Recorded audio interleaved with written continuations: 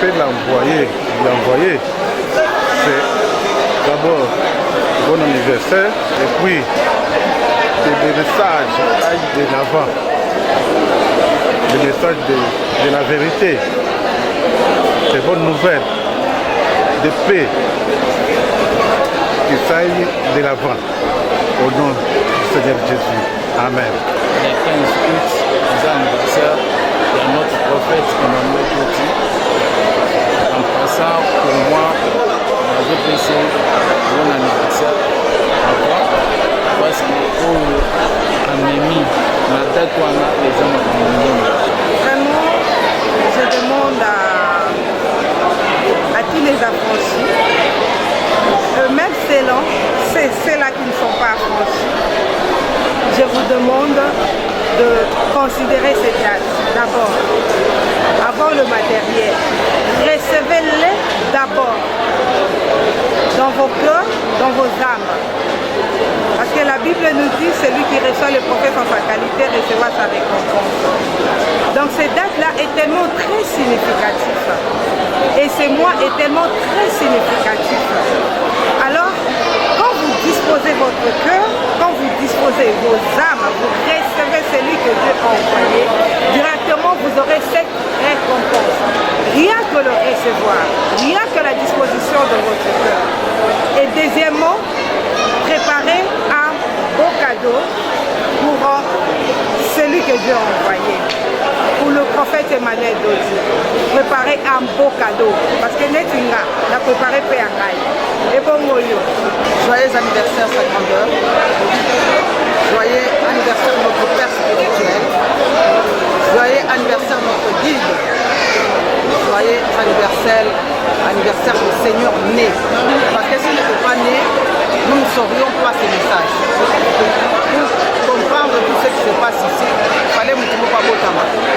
Ce qui a botama, il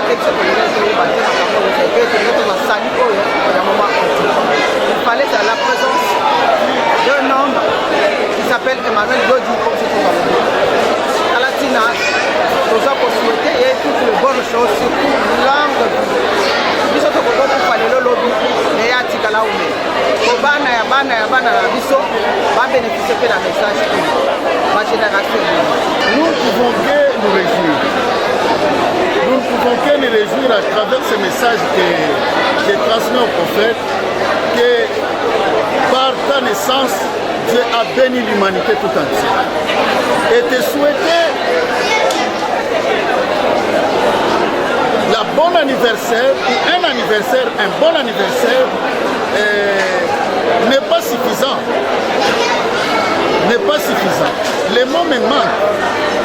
Et comment présenter mon message d'anniversaire? Sois béni parce que ta bénédiction est la bénédiction que toi tu es et pour nous. Seul toi, tu peux tout. Merci pour tout ce que tu es en train de faire pour nous. Nous te le rendrons autant et nous te le rendons autant. Merci beaucoup. Merci beaucoup. On a souhaité joyeux anniversaire à notre Père bien-aimé Emmanuel Dodi. Ngala benga kaen Nzambe, il est Dieu pour nous. Il est Dieu pour nous parce qu'il change la nature. Il change les maladies en guérison. Il change nos situations. Il change les comportements. Il change. Moi d'août oyo ezali moins circoncision. Circoncision elobi nini ezali kolongola mutu nkei. Ngenga oyo tozolobela ezali ya mobali te, ezali spirituel. Tozali bato ya masumu. Soki abotamaki te, tolingaki kosuka wapi? Emmanuel Dodi nazongeli lisusu azali Nzambe. Aleki na baboti, aleki na mibali, aleki na basi. Parce que ceux qui me posent un problème, je ne pense pas que parents na yo à causer sa maladie na yo, à changer situation na yo spirituelle. Mais yé, motin de miso qui a botamaki na mokolo le 15 oyo, ezaki pona causer sa pasi ya humanité. Ceux qui a botamaki le 15, ezali pona ko transformer ba vie na biso. mon papa bien-aimé, je t'aime beaucoup papa. Joyeux anniversaire. Oumela na sermon oyo. Oumela tolingio makasi. Joyeux anniversaire à papa Nanga. Le fait d'Emmanuel Dodi, donc l'homme qui a changé ma vie, l'homme qui m'a transformé. Donc naissance nuance et un événement. Et ça c'est un message du prophète Emmanuel Dodi et la vie sociale donc et le mot la vie na beaucoup et même ma vie sur quatre messieurs et ma vie sur la vérité autoyé bakaki changer ma vie na vie en moi na zo souhaiter ba meilleur donc ba nuance faire malamu konaï. En tout cas, ça c'est une date merveilleuse. Dès que nous avons pris les enseignements, c'est l'épiphanie. Donc nous souhaitons toutes les années de la foi à sa grandeur, notre source de bénédiction. Voilà ce qu'on peut dire. Je vais apprécier le prophète, joyeux anniversaire, longue vie à lui, et puis la prophète, les lobbies sur les autres commis. Masikola mikwa soki le prophète abotamaki te lelo ngai kiti mongo ndenge nazange naza te nakangolami kolekela naissance ya mosakoli c'est tout. Makambo eza ebele ya joyeux anniversaire papa eza mokolo moko ya ngolu makasi parce que kobotama na yo papa eza bénédiction pour l'humanité kobotama na yo eza lokwa banaissance nyonso te parce que yo moko olakisi biso moi sort de naissance et c'est vrai tomoni mpe toconfirme ke oza extraordinaire oza un homme de la haute naissance vraiment joyeux anniversaire oyo tokoki opesi oyo koleka oyo ozosalela biso papa na biso eza te nzambe apambola yo longue vie à vous papa na biso joyeux anniversaire joyeux anniversaire au prophète Emmanuel Dodi, sa grandeur, l'homme de l'Alliance, l'homme qui a mis ma camunata oyo, la paix, bonheur, beaucoup de prospérité, longévité, mais la nzamba batela et tout nzamba utiliser puissamment oyo nde moto asimbi bavi na biso ye nde moto azosalela biso makambo ya minene yango poselanga nauti Londres naye namona mpona kutana naye asiliselanga makambo donc nazongisi lokumu epa nzambe gloire à Dieu apambolama aumelama.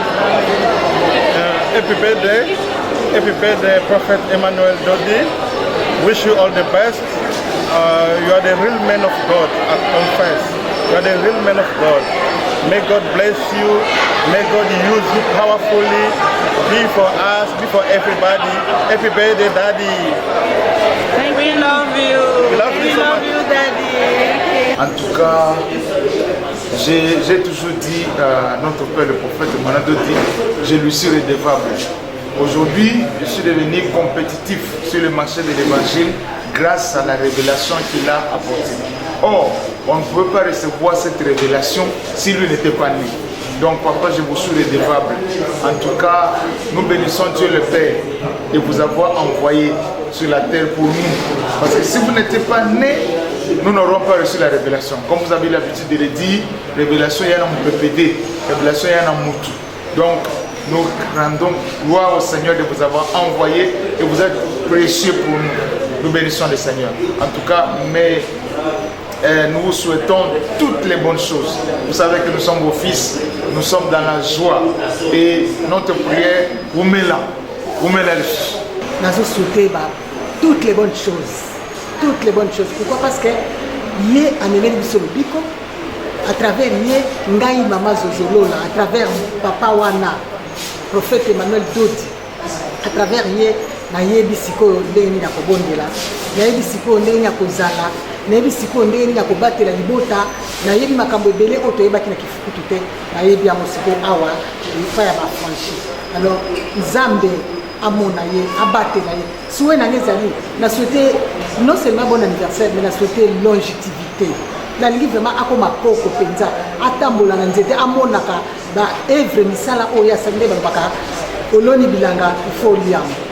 En tout cas, de bonnes choses, longue vie à notre papa, notre messager, notre prophète Emmanuel Dodi. Nous vous aimons, papa. Nous vous aimons sincèrement. Meilleur vous. En tout cas, les 15, eza jour nous avons battu de la Gibiso, moi nanaye o ayaki kolongola batu na boum. Donc eza même date, nenge batu ba célébrer koya ya Moïse pour le peuple Israël. Nenge biso pe ba congolais nous avons battu de la biso, biso ba congolais côté ba africain. Nous avons battu de la biso prophète Emmanuel. Donc les 15 c'est vraiment anniversaire vraiment historique parce qu'il y a tout autre célébrer mon année à blague. Vraiment joyeux anniversaire, il y a ma classe prophète Emmanuel Dodi. Et ça jour moi donc qui n'a évité de célébrer pour abikisi batu epele surtout ba biso ba vie kufara na ba ndebonso ya poto na ba français belé. Il y a partout éparpillé à travers le monde. Tous les baptêmes que le prophète Emmanuel Dodi, na makambo nyonso wazo sala na bavi na biso batu. Tous les baptêmes que kadeni ni tope ça. Ah, tu es vite. Parce que lola eza na baboko na ye. Siko mituka. Yaza déjà na o nyonso to luka na mokili azana ngo. Tous les baptêmes kadoni ni to luka to pesa ye po esepelisa ye. Mais tolukaka topesaka tobakisaka ata moke na oyo aza nango tobakisaka po tomona eloko bapesi mpe ya spécial oyo apesaka biso oyo ya kozongisela ye tozomona na biso yango te emonana te wana vi apasi babimisi oyo na vi apasi omona ozwi lumière so moto abongo ozongiseleni surtout bandeko na nga cancer on peut ça témoignage vraiment vous allez na cancer hôpital balobi maman tikali na deza sala testament so mutabonga sambelio abiso songo hôpital OK kuna bo cancer elimwe so jour anniversaire okozongisela ye nini en tout cas prophète Emmanuel Dodi nzambe abatela yo tomonaka na biso yo kaka tomonaka yo kaka kado na biso ezaka tomonaka yo kaka biso tokokende un jour mais yo tikala kaka bato oyo mpe bazobotama lelo bamonaka yo kaka merci beaucoup merci beaucoup opesi nzambe merci na kotindela biso kotindana aza likambo kouta epai ya nzambe tata na nzela na ye babeli bazobika bakangami bazofungangwama bao baza na baproblème ya lolenge na lolenge bazali kotrouve basolution oyo biso tokoloba tolobi kaka matoni na nkolo mpe bon anniversaire à notre papa oyo tolingi mingi mpe tozosambela mokolo na mokolo aomela joyeux anniversaire joyeux anniversaire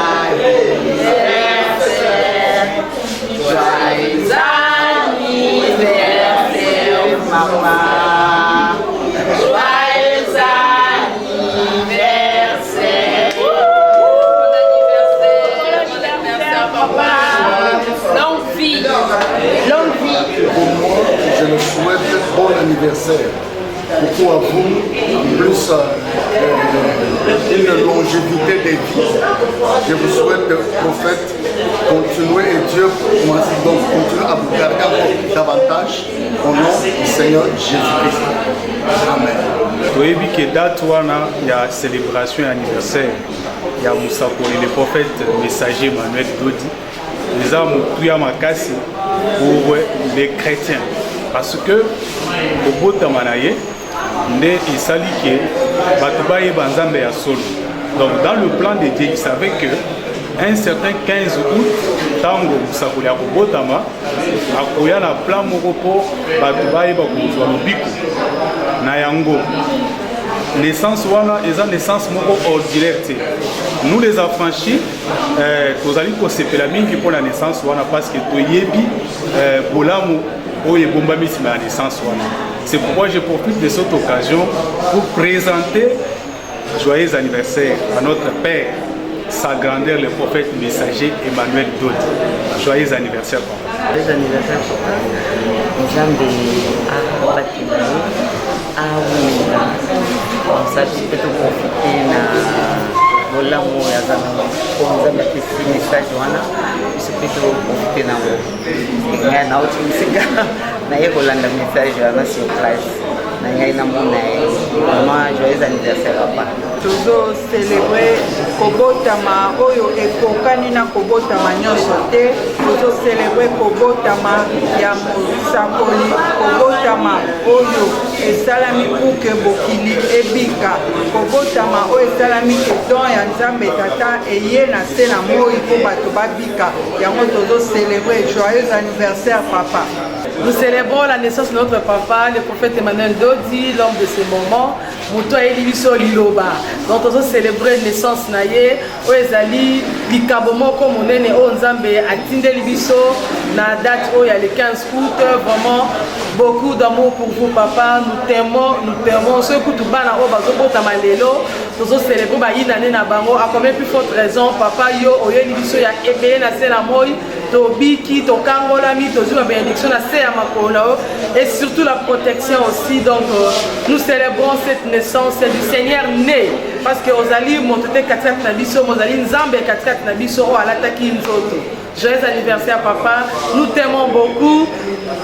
Vraiment longévité, Zalakana nous parce que tous on a bossé là papa, Ozanio sopon abiso, donc Zalana nous vraiment Zalana nous sommes encore en vie et vie encore vie comme ça à 200 ans malgré peut-être que c'est impossible pas mais impossible et pas une anza mais Zalakate. Donc pour nous tes enfants, nous te souhaitons longévité, plein de bonheur et beaucoup de succès. Amen. Parce que nous Seigneur papa na ngai aza Nzambe mpo na ngai po kobotama na ye namoni ke awa na mokili Jésus Christ aye lisusu kobotama na kati na Emmanuel Dodi eza mpo na nga ya lobiko mpo na libota na nga mokili mpo nazalaki na bifukutu nayembaki mambo ebele te mais koyeba Emmanuel Dodi c'était une bénédiction mpo na nga.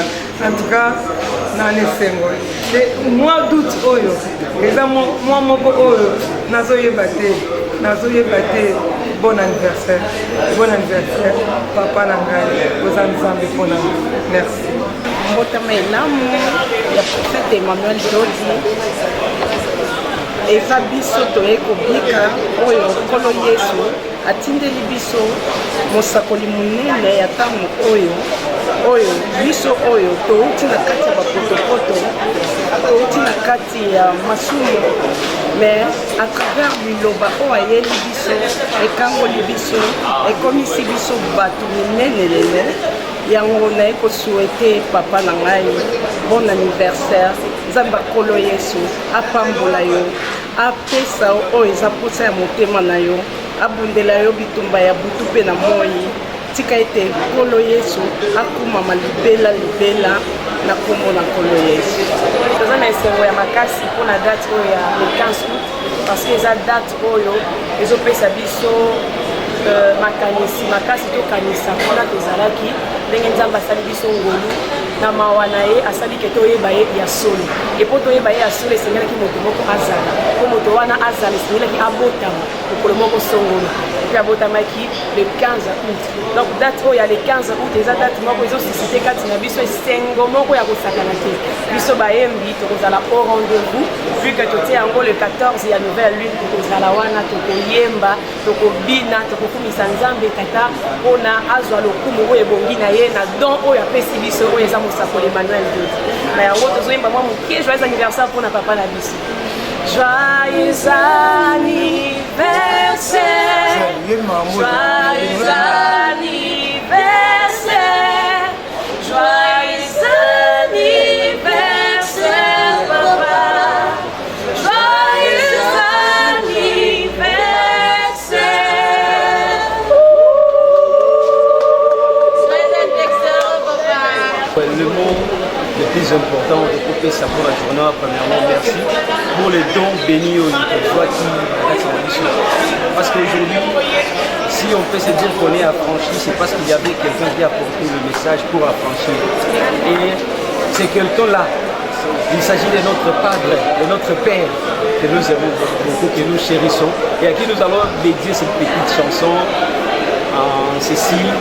Joyeux anniversaire, joyeux anniversaire, Joyeux anniversaire papa,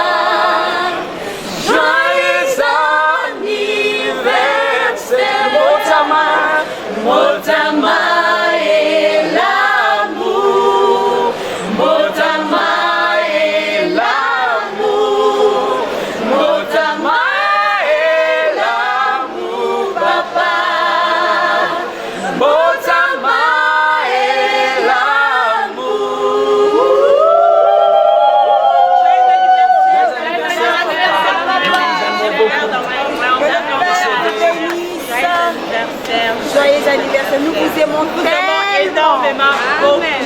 Soyez bénis, bénis. Merci. C'était la question d'ailleurs. Le 15 août,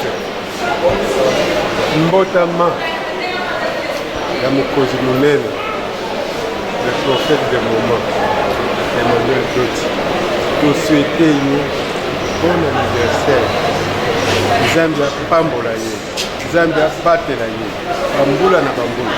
Tozwa nano oyo apesa biso révélation lokola ye te. Oyo nde suka mpenza makambo. Banda na botama, banda na komi na âge ya ba 73 ans, nazwa nano révélation ya mbela. Ye nde oyo Nzambe atindi biso mpona mokili na biso ya pene. Ye nde oyo Nzambe atindeli biso po te biso tozwa lobiko ya seko na seko amemela biso na mema. Toza kopambola ye, toza kotonda Nzambe abatisa ye susu mikolo ebele, connaissance ebele. Nzambe aprotege ye na baennemi nyonso oyo baza contre ye bazwa ye te. Na yango tosepeli vraiment mbotama na ye ezala fete monene mpona biso bafa. Merci. Merci maman. Toza na esengo mingi mpona mokola le 15 mbotama ya papa na biso prophète Emmanuel Dodi, l'homme de 70 oyo Nzambe atindeli biso mpona kokambola biso mpona kobikisa biso mpona koprepare biso bi éternel. Yango tozala kosepela mingi mpona mbotama ya papa na biso oyo aye koyebisa biso bamakambo ebele tobanaye koyeba koselebre bafete te tokomi koyeba koselebre bafete tokomi koyeba lolenge nini na koprie tobande koprie na desose ye papa na biso Emmanuel Dodi aye koyebisa biso lolenge nini tokokoprie amana toza kosukula ye nani mbotama elamu Nzambe apambola ye Nzambe abatela ye Nzambe asécurize ye ombona koyola biso Yesu. Napesi nde merci na Nzambe tata mpona kokanisa biso en tout cas esengo eza mingi vraiment au nom du Seigneur Jésus na bana na ngai nyonso libota na ngai nyonso tovivra kaka mpona liloba oyo oyebi te nini tozwa oyebi te nini tozokende nango napesi Nzambe lokumu au nom du Seigneur Jésus. Merci. Je voulais vous souhaiter joyeux anniversaire à notre commandant en chef, le prophète Emmanuel Dodi. Bon, je dirais que sa naissance, c'est une grande bénédiction pour nous, c'est un bienfait pour nous, les affranchis, pour les Congolais, même pour l'humanité tout entière, parce que sa naissance nous a apporté les saluts, nous a apporté des grandes délivrances. Il est une bénédiction pour l'humanité tout entière. Donc, il y a de naissance et de naissance. Cette fois-ci, nous célébrons vraiment une naissance méritée. C'est pourquoi je souhaite bon et joyeux anniversaire à notre prophète Emmanuel Dodi. Parce que sa naissance, c'est un bienfait pour l'humanité, pour nous les affranchis et pour tous les Congolais. Donc il est une bénédiction internationale. Il est là pour les saluts, il est là pour nous amener à la vie éternelle. Il est là, donc sa naissance, ça dit beaucoup. Ça dit vraiment beaucoup. C'est un homme de haute naissance. Donc nous bénissons sa naissance, nous bénissons sa présence au milieu de nous et même partout ailleurs. J'invite tout le monde donc à célébrer ce jour comme un jour spécial. Un jour où l'humanité doit les célébrer comme on célèbre la naissance de Jésus, la naissance de Kimba Ngutu. Nous les affranchis, nous célébrons la naissance de notre papa, notre commandant en chef. Donc il est vraiment une vraie bénédiction pour nous et pour l'humanité tout entière. Parce que Moïse était venu pour les enfants d'Israël. Mais lui là, il est venu pour les saluts de tout le monde, de toute l'humanité. C'est pourquoi que Dieu bénisse notre prophète Emmanuel Dodi. Joyeux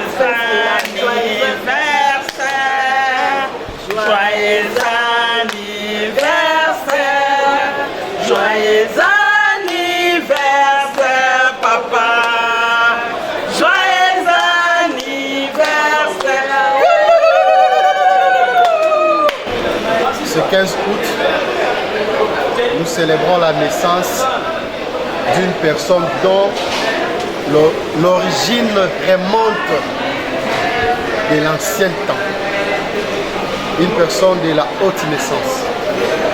Si nous sommes ce que nous sommes aujourd'hui, parce qu'il a existé cette date du 15 août. Et à travers cette date, l'humanité tout entière a été bénie. L'humanité tout entière a retrouvé le salut. Alors, de partout dans le monde, nous voulons commémorer cette date-là. Nous avons célébré les dates pour les différentes personnes dont nous n'avons rien reçu au retour. Mais cette fois-ci, une meilleure occasion nous a été offerte pour célébrer cette date. Nulle part ailleurs, ici, le 15 août. Nous serons tous bénis. N'est-ce pas, David? Effectivement. Le 15 août, c'est le jour où nous pensons de manière exceptionnelle au Seigneur né, le prophète messager, sa grandeur, le prophète Emmanuel Dodi, que nous appelons à juste titre Papa. Il est pour nous un Père, tant par lui, nous devenons vivants pour les choses de Dieu, les choses spirituelles, mais encore les bénédictions et tout ce qui a été préparé pour nous ici sur terre s'accomplisse. Il est vraiment notre Papa et c'est pourquoi nous le célébrons le 15 août. C'est parce qu'il y a eu le 15 août qu'après il y a eu le 17 décembre et qu'après tout ce dont on pouvait rêver dans nos vies ont pu avoir leur accomplissement. Nous ne sommes plus dans l'abstrait, mais nous sommes dans le concret. Voilà pourquoi c'est un jour spécial pour nous. C'est un jour de joie, un jour où nous rendons grâce au ciel, nous rendons grâce à Dieu le Père pour cela. Et joyeux anniversaire, cher papa. La date du 15 août, en fait, c'est une date cadeau pour nous. Amen. Pourquoi nous le disons? Parce que en célébrant cette naissance de la personne, de la pré-naissance qui est le prophète messager de Dieu, le ciel nous a donné un cadeau, voyant que l'humanité tout entière était faible. Il a fallu donner un coup de pouce à cette humanité en envoyant quelqu'un de la haute naissance pour relever tout ce qui était de la basse naissance, pour les amener à la haute naissance. Raison pour laquelle nous disons toujours que cette date mérite d'être célébrée. Car non seulement nous célébrons une visitation céleste parmi les humains, mais nous célébrons aussi les débuts de notre salut. Parce que si le messager n'était pas né parmi nous, nous ne serons pas sauvés. Nous serons dans le monde, nous serons en train de divaguer par-ci, par-là. Alors, raison pour laquelle, pour cette date, nous invitons tous ceux de l'humanité, même ceux qui n'ont pas encore pris conscience. Mais par la suite, nous pensons qu'ils vont prendre conscience que c'est une date très importante pour l'humanité tout entière, raison pour laquelle nous disons à notre cher papa, le prophète messager Emmanuel Dodi, le Seigneur né, ensemble avec les frères et sœurs, nos âmes réunies ensemble, nous souhaitons un très joyeux anniversaire à notre papa, de là où il est, qu'il reçoit les souhaits de ses enfants, ensemble comme un seul homme, nous disons joyeux anniversaire papa. Merci beaucoup. Vraiment, tant que tu as combo wana epesi ngai esengo.